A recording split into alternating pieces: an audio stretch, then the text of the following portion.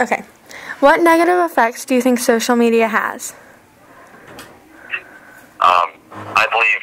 I believe there's good things you can do with social media, but I also think there are some very negative things can happen, especially with young people, and that it makes it very easy for people to be pretty mean to each other through social media. Primarily because it's not face to face; it's either behind a cell phone screen or a computer screen. Okay. How do you think that it leads to these? I'm sorry, Allie, can you repeat that? How do you think that it leads to those negative effects? Well, I think what happens is, a lot of times, especially with the middle school age group, social interactions can be difficult just in person because kids at that level at times can be kind of socially awkward and can be mean to each other. And, so I think the negative effect that can occur through social media is the problems that could occur during the school day in person can now spill into the evening onto the computer and onto the cell phone. Okay. What percentage of teens do you think suffer one or more of the negative effects like depression, suicide, cyberbullying, self-harm, internet addiction, narcissism, or low self-esteem? Well, I don't have the statistics on each and every one of those categories, but I do know I'm pretty familiar with something called the Youth Risk Behavior Survey that's conducted every 2 years with 8th through 12th graders in most states throughout the United States by the CDC, the Center for Disease and Control. And if you look at that survey, the typical national average numbers are for kids who are potentially suffering from depression is somewhere around 24%. And then there's a question in that survey: have you planned or contemplated suicide? And that number at times can be somewhere around 16%.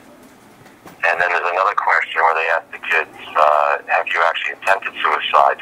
And that number comes in somewhere around 7 to 8%.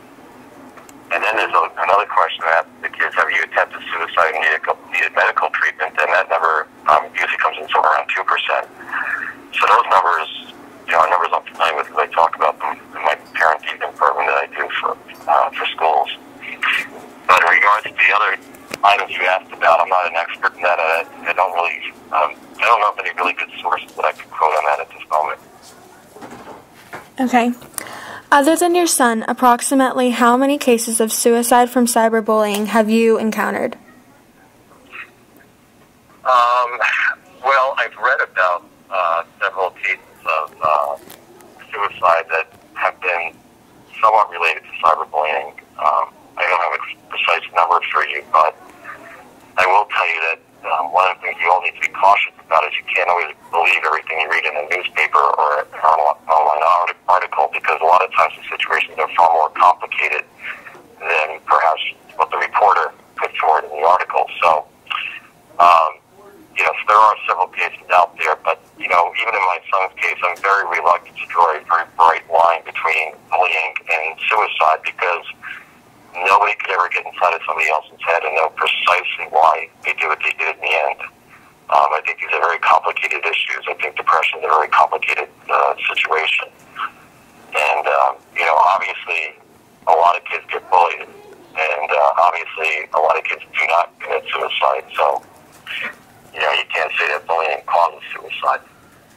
Do you believe that all of these suicides would have occurred without social media if it did not exist? Well, that's a hard one to answer too, but I will tell you my personal belief is I think what happens with the internet and with social media is it can accelerate things and it can amplify the level of pain. So and I don't think I'm not an expert in terms of having any data to support this. I'm not a PhD in this field. I haven't done a study or a paper on this, but what I've gathered from my read and interacting with teenagers is that the social media has created a lot of stress. I think more so than the kind of stress we had to deal with when I was your age.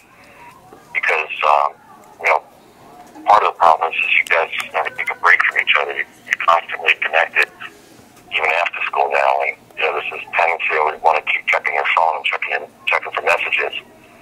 And so I just think the increased interaction and connection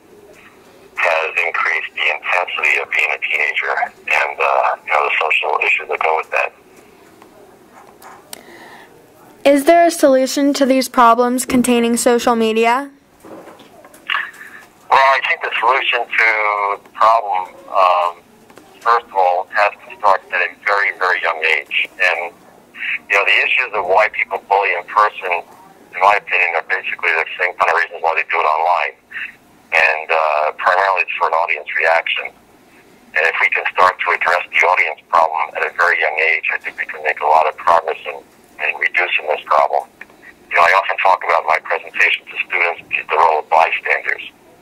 And I think that's the primary problem, is there are too many kids who choose to be a bystander and choose to be the audience and laugh and not do something about it versus stepping in and speaking up. So I think the solution to this problem would start with education and an emphasis on that at a very young age. I also believe very strongly that we would solve most of the cyberbullying problems in a typical middle school if the parents just simply did their job and told the kids, look, you can't get onto this stuff until you're 13 because that is the law.